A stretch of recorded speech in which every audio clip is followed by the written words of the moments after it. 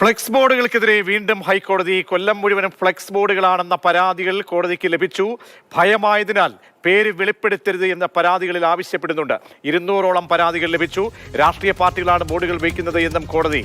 അരുൺ ശങ്കർ ചേരുന്നുണ്ട് വിശദാംശങ്ങൾ നൽകാൻ. അരുൺ, കൊല്ലത്തെ സാഹചര്യമാണോ പരാതിയിൽ ഉന്നയിക്കുന്നത്? എത്രത്തോളം പരാതികൾ ലഭിച്ചു? അതിൽ പറയുന്നത് ഈ പേരുകളാരും പറയുന്നില്ല, പേടിയാണെന്ന് കൂടി പറയുന്നുണ്ട്. കോടതി ഗൗരവത്തോടുകൂടി പരാതികളെ കാണുന്നുണ്ടോ അരുൺ?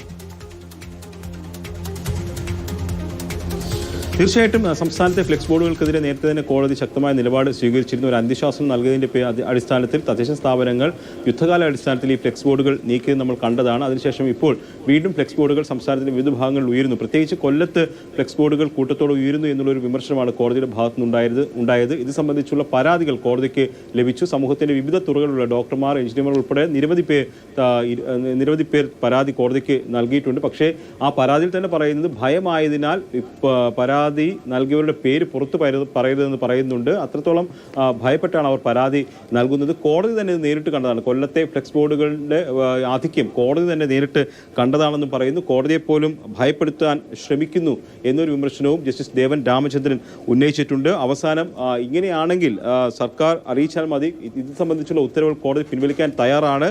അതോടൊപ്പം തന്നെ നിങ്ങൾ എത്ര വേണമെങ്കിലും ഫ്ലെക്സ് ബോർഡുകളും കൊടിതോരണങ്ങളും കൊണ്ട് സംസ്ഥാനം മുഴുവൻ നിറച്ചോളൂ, ഇതിനായി നിയമം പാസ്സാക്കുകയുള്ളൂ എന്ന് പോലും കോടതി പറഞ്ഞിരിക്കുകയാണ്. അതായത് ഈ നടപടിയിൽ കോടതിക്ക് നീരസം ഉണ്ടായിട്ടുണ്ട് എന്നുള്ളത് തന്നെ ഈ പ്രതികരണങ്ങളിൽ നിന്ന് വ്യക്തമാണ്. എന്തായാലും ഈ കോടതി ഉദ്ദേശിച്ചിരിക്കുന്നത് കൊല്ലത്ത് CPM അരുൺ ശങ്കറാണ് വിവരങ്ങൾ നൽകിയത്. അങ്ങനെ കോടതിയെ പോലും വെല്ലുവിളിച്ചുകൊണ്ടാണ് കൊല്ലത്ത് മുഴുവൻ ഫ്ലെക്സ് ബോർഡ്, അതിലാണ് ഇപ്പോൾ പരാതികൾ വരുന്നത്.